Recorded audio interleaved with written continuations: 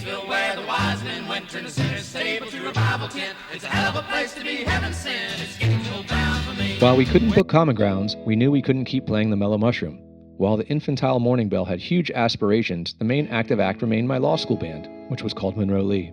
3/4 of us were in town, so we could play more regularly, and our singer Josh was a hustling machine, a force to be reckoned with. He made a connection through a law school classmate with a band called Agent 99. As it was told to us, they were a big band in town. We had a meeting with their lead singer who offered to help us book Sidebar. He told us to buy radio ads to promote the show, which I did. We got sponsors to give us a few $100s each to pay for the ads, and they'd be mentioned in the radio spots. I distinctly remember Camelot Apartments, again where I lived, and X-Mart being involved. Somehow it worked. Between the ads, the flyering, and Josh working his magic, we had over 200 people at the show. The booking guy Scott was pleased and willing to have us back in the fall. We had found our new home. The Sidebar was downtown, set back from University by a parking lot on 2nd Street. The small side street didn't have heavy traffic, and it felt its own microcosm of downtown.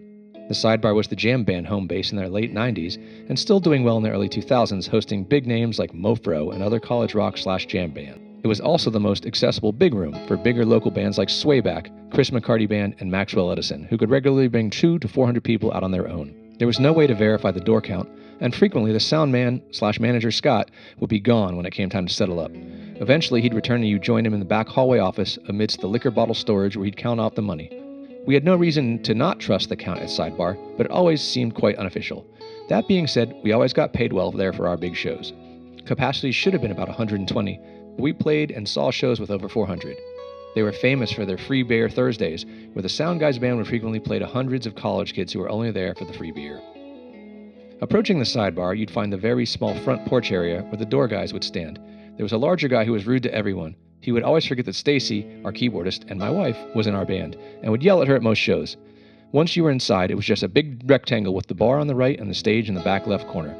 It always smelled like puke and old beer. Immediately to the left was the sound booth and merch area, in front of which was a door to the side porch. The side porch was a great spot. It had a large fence around it, so you felt like you were still in a private space. However, the front was just a 3-foot-tall wall where people would inevitably sneak in. For reasons unbeknownst to me, the left side of the building had a long ramp leading up to the stage.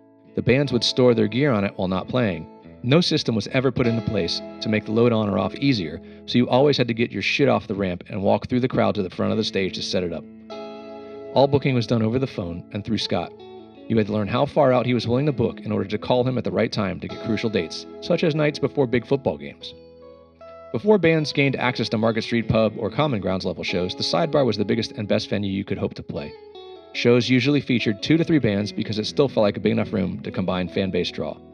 It was one of those mystery rooms that had the great distinction of feeling small when packed and huge when empty. The problem, however, was that the Sidebar had no cred. No self-respecting band would play there, especially as other cooler venues opened up.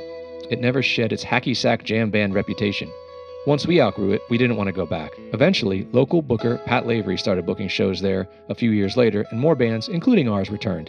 Still, there wasn't much love for the Sidebar and eventually went out of business.